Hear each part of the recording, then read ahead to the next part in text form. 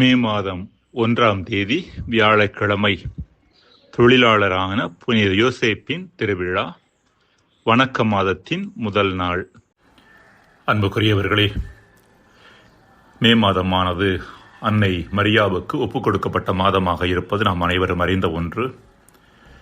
இதனுடைய வரலாற்றை பார்க்கின்ற பொழுது 13வது நூற்றாண்டில் அல்போன்சோ என்பவர் தனது காந்திகாஸ் தே சாந்தா மரியா என்ற புத்தகத்தில் மே மாதத்தில் ஒரு சில நாள்கள் அன்னை மரியாவுக்கு முக்கியத்துவம் கொடுக்கப்பட வேண்டும் என்று எழுதியிருந்தார். 17வது நூற்றாண்டில் மே மாதம் முழுவதையும் அன்னை மரியாவுக்கு ஒப்புக் கொடுக்கின்ற பழக்கம் ஏற்பட்டது. மிக முக்கியமாக ரோமையில் இருந்த சேசு சபை குருவானவராகிய லத்தோமியா என்பவர் அன்றைய சூழ்நிலையில் அதிகமாக இருந்த பிரமாணிக்கமின்மை, இன்ஃபிடெலிட்டி, மற்றும் ஒழுக்கமின்மை, இம்மொராலிட்டி, இந்த இரண்டு தீமைகளையும் எதிர்கொள்வதற்கு அன்னை மரியாவினுடைய உதவியை நாடுவது மிக அவசியமானது என்று சொல்லி மே மாதத்தில் அன்னை மரியாவினுடைய பக்தியை ஊக்குவித்தார். காரணம், அன்னை மரியா கடவுளுக்கு பிரமாணிக்கமாக இருந்தவர், அதேபோல ஒழுக்கத்திலும் சிறந்து விளங்கியவர்.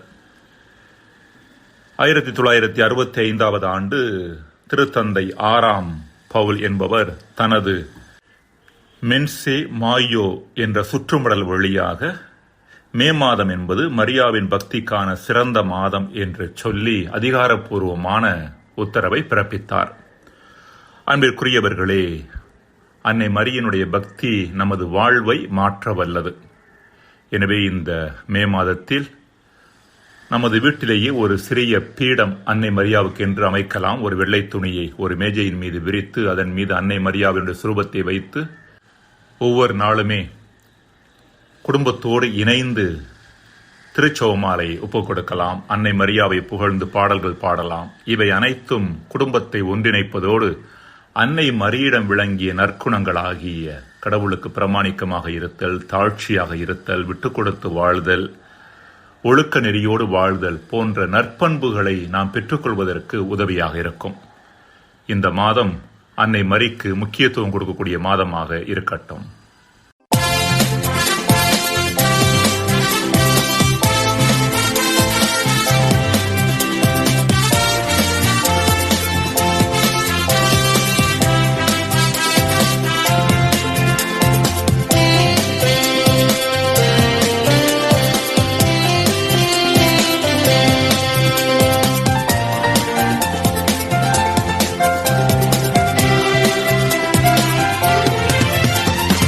வணக்க மாதம் இது, வணக்க மாதம், பேரு கொண்ட நல் வணக்க மாதம்.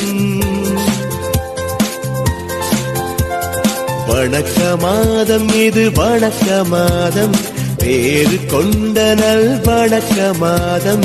மாபரனை ஈன்றவரை, மகிமை நிறைந்த மாதவனை, மாபரனை ஈன்றவரை, மகிமை நிறைந்த மாதவனை போற்றி பாட ஒரு வாய்ப்பு தேடு.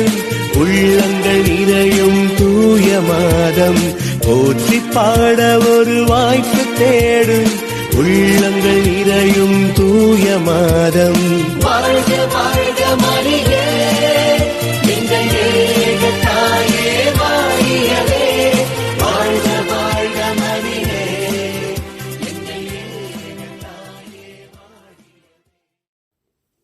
தொடக்க நூலிலிருந்து வாசகம்.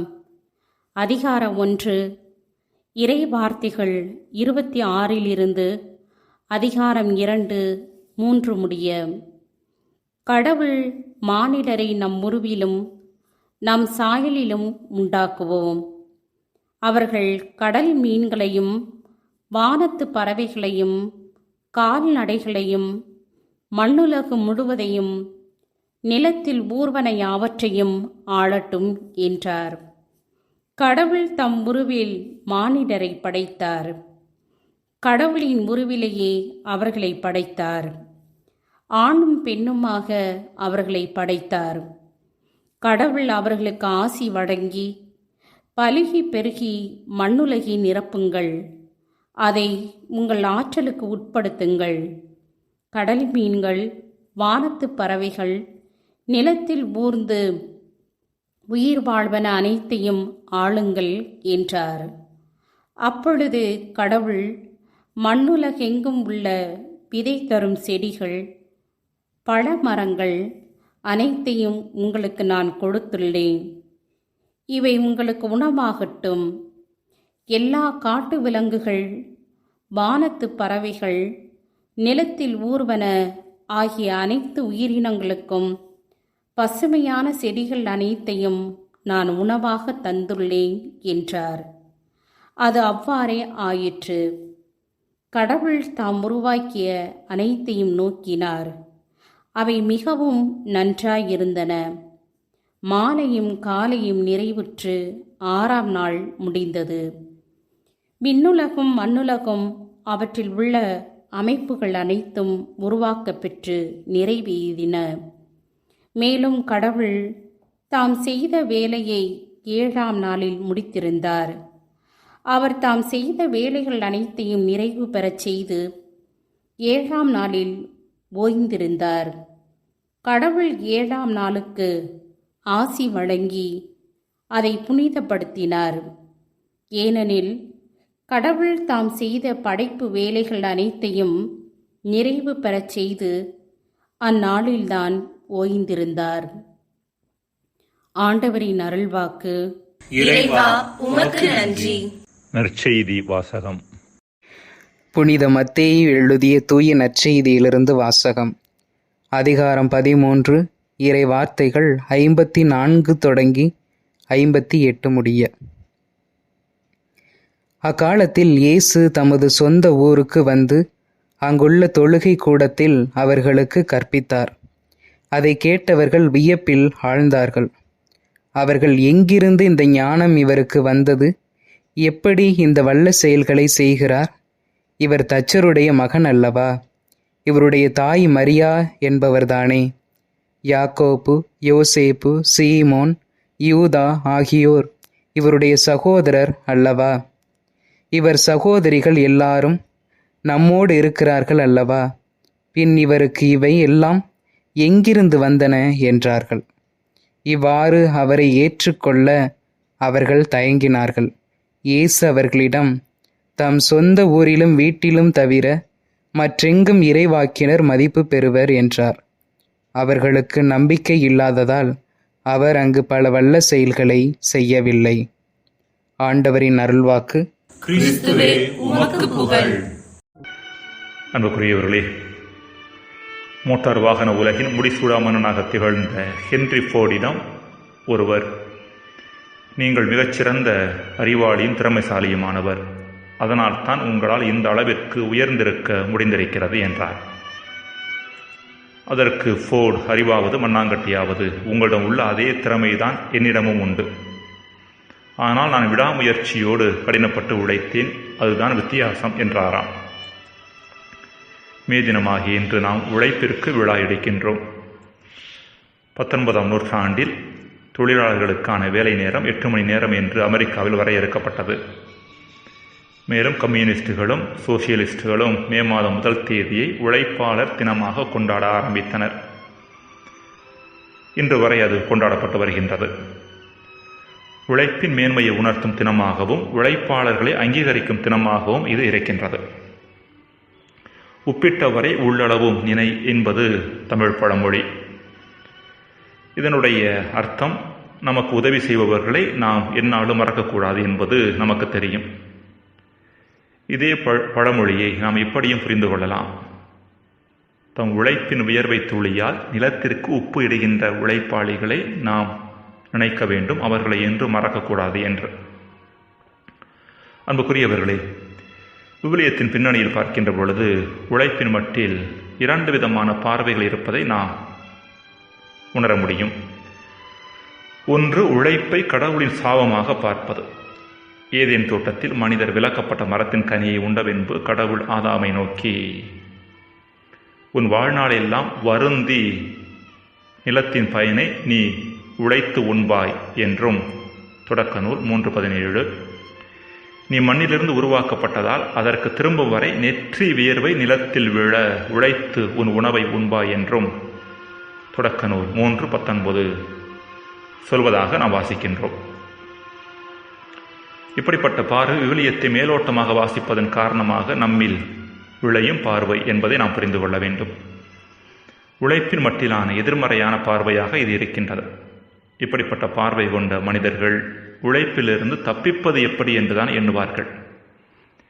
இரண்டாவது பார்வையானது உழைப்பை கடவுளின் கொடையாக கருதுகின்ற பார்வை. இந்த உலகில் நாம் பார்த்து ஆச்சரியப்படும் அனைத்தும் மனிதர்களது கடின உழைப்பால் விளைந்தவை. உழைப்பு என்ற ஒன்று மட்டும் இல்லையேல் இந்த பூமிக்குள்ளும் மனிதர்களுக்குள்ளும் உள்ளவை எதுவும் வெளியே வந்திருக்காது. பூமி என்றோ பாலைவனமாக மாறியிருக்கும். உழைப்பு இந்த பூமியை உய்வித்திருக்கிறது, உயர்த்தி இருக்கிறது. நல்ல உழைப்பின் பயன் புகழ்ச்சிக்குரியது என்றும் சாலமோனின் ஞானம் 3:15. கடும் உழைப்பையும் உழவு தொழிலையும் வெறுக்காதே, இவை உன்னத இறைவனால் ஏற்படுத்தப்பட்டவை என்றும் சீராக்கின் ஞானம் 7:15 விவிலியம் கூறுகிறது. கவி கு. அப்துல் ரஹ்மானின் கவிதை இது. ஒரு நாள் எனக்கும் வானத்திற்கும் போட்டி நடந்தது. நான் புன்னகையை எடுத்து வைத்தேன், அது வைகரை எடுத்து வைத்தது. நான் கண்ணீரை எடுத்து வைத்தேன், அது மழையை எடுத்து வைத்தது. நான் வியர்வை துளிகளை எடுத்து வைத்தேன், அது நட்சத்திரங்களை எடுத்து வைத்தது. நான் கோபத்தை எடுத்து வைத்தேன், அது வெயிலை எடுத்து வைத்தது. நான் காதலை எடுத்து வைத்தேன், அது நிலவை எடுத்து வைத்தது. நான் எண்ணங்களை எடுத்து வைத்தேன், அது மேகங்களை எடுத்து வைத்தது. நான் எழுத்தை எடுத்து வைத்தேன், அது மின்னலை எடுத்து வைத்தது. நான் பேச்சை எடுத்து வைத்தேன், அது இடியை எடுத்து வைத்தது. நான் கவிதையை எடுத்து வைத்தேன், அது வானவில்லை எடுத்து வைத்தது. நான் உறக்கத்தை எடுத்து வைத்தேன், அது இருளை எடுத்து வைத்தது. நான் சந்தேகங்களை எடுத்து வைத்தேன், அது கிரகணங்களை எடுத்து வைத்தது. இறுதியில் நான் என் கடின உழைப்பை எடுத்து வைத்தேன், வானம் என்னிடம் தோற்றது. அதாவது கடின உழைப்புக்கு ஈடு இணை இந்த பிரபஞ்சத்தில் ஏதுமில்லை என்பதை அவர் சுட்டிக்காட்டும் செய்தி. எனினும் அன்பிற்குரியவர்களை, இந்த உழைப்பை நாம் சரியான கண்ணோட்டத்தோடு அணுகுவது அவசியமானது. தேனீக்களும் இடைவிடாமல் உழைக்கின்றன, கொசுக்களும் இடைவிடாமல் உழைக்கின்றன. இவற்றில் தேனீக்களின் உழைப்பு மனித குலத்தை வாழ்விக்கிறது, கொசுக்களின் உழைப்பு மனித குலத்தை பாழ்படுத்துகிறது என்பது நாம் அனைவரும் அறிந்த ஒன்று. எனவே நம் உழைப்பு சரியான மனநிலையோடு சரியான திசையில் முன்னெடுத்து செல்லப்படுவது அவசியமானது. அதாவது நம் உழைப்பு இறைவனது திட்டத்தோடு இணைகின்ற போது மட்டுமே அது பூமியை உயர்த்துவதற்கான வல்லமையை பெற்றிருக்கிறது. இன்று பல மனிதர்கள் தங்களது பெருமைக்காகவும் சுயநலனுக்காகவும் உழைப்பதன் காரணமாக பூமியை உயர்த்துவதை விட அதை ஊனப்படுத்தி இருக்கிறார்கள். அதை உய்விப்பதை விட தொய்வடைய வைத்திருக்கின்றனர். இறைவனது திட்டத்தோடு இணையாத உழைப்பு பயனற்றது என்பதே விவிலியத்தின் அடிநாத செய்தியாக இருக்கிறது. ஆண்டவரை வீட்டை கட்டவில்லை எனில் அதை கட்டுவோரின் உழைப்பு வீணாகும் என்றும் திருப்பாடல் 127 இறைவசனம் 1. ஞானத்தையும் நற்பயிற்சியை நிகழ்பவர்கள் இறங்கத்தக்கவர்கள், அவர்களது நம்பிக்கை வீணானது, அவர்களது உழைப்பு வெறுமையானது, அவர்களின் செயல்கள் பயனற்றவை என்றும் சாலமோனின் ஞானம் 3:11 விவிலியம் பறைசாற்றுகிறது. நமது உழைப்பு இறைவனது திட்டத்தோடு இணைந்து செல்ல வேண்டும் என்பதற்கான மிகச்சிறந்த உதாரணமாக இருப்பவர் புனித யோசேப்பு. அவர் ஒரு தச்சு தொழிலாளியாக இருந்தார் என்பது பாரம்பரியத்திலிருந்து நமக்கு வரும் ஒரு செய்தி. அதே வேளையில் அவர் கடவுளது திட்டத்தை கண்டுணர்வதில் கைதேர்ந்தவராக இருந்தார் என்பதை பற்றி விவிலியம் மிக தெளிவாக நமக்கு எடுத்துரைக்கிறது. வெறுமனே பொருளாதாரத்தின் மற்றும் மனதின் தேவைகளை மட்டும் மனதில் வைத்து உழைக்கின்ற உழைப்பு பயனற்றது, வீணானது. படைப்பை நம்மை முழுமைப்படுத்துவதற்கான வழிமுறையாக நாம் உழைத்தோம் என்றால் அதுவே மேலானது, நிறைவானது. ஜெபம். இறைவா, எம் வாழ்வில் உழைப்பின் மேன்மையை புரிந்து கொள்ளவும் உழைப்பாளரின் பங்களிப்பை அங்கீகரிக்கவும் எமக்கு வரம் தாரும். ஆமென்.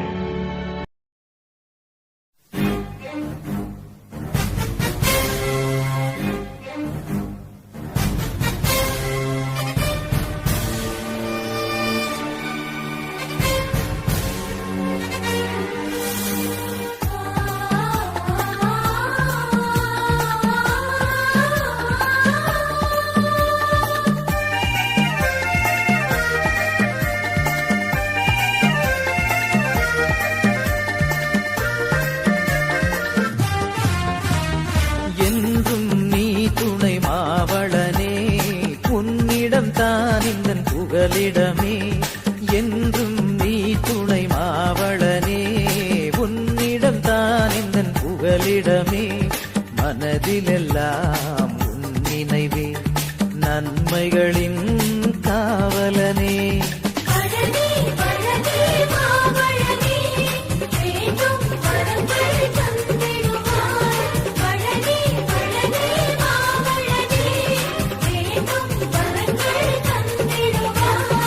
என்றும் நீ துணை மாவளனே, உன்னிடம் தான் எந்தன் புகலிடமே.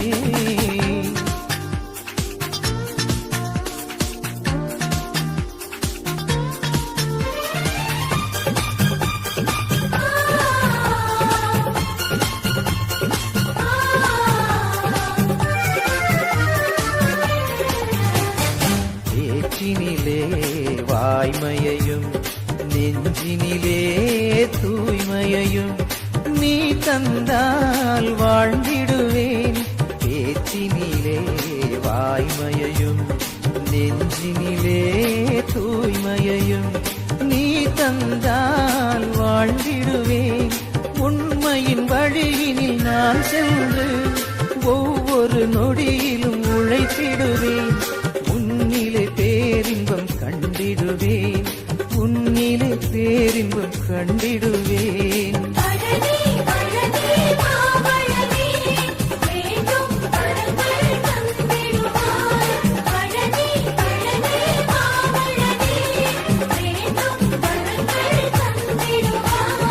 என்றும் நீ துணை மாவளனே, உன்னிடம் தான் இந்த புகலிடமே.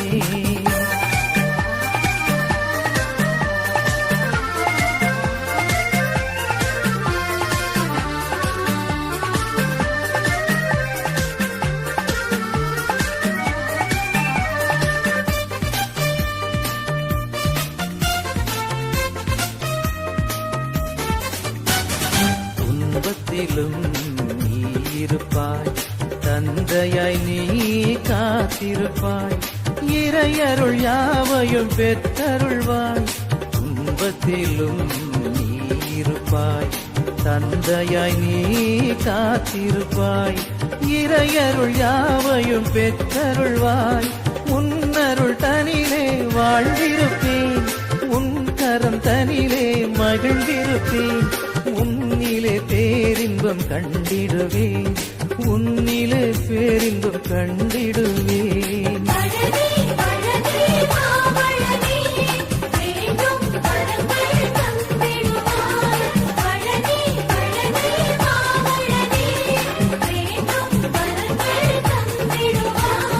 என்றும் நீ துணை மாவளனே, உன்னிடம் தான் எந்தன் புகலிடமே. என்றும் நீ துணை மாவளனே, உன்னிடம் தான் எந்தன் புகலிடமே. மனதிலெல்லாம்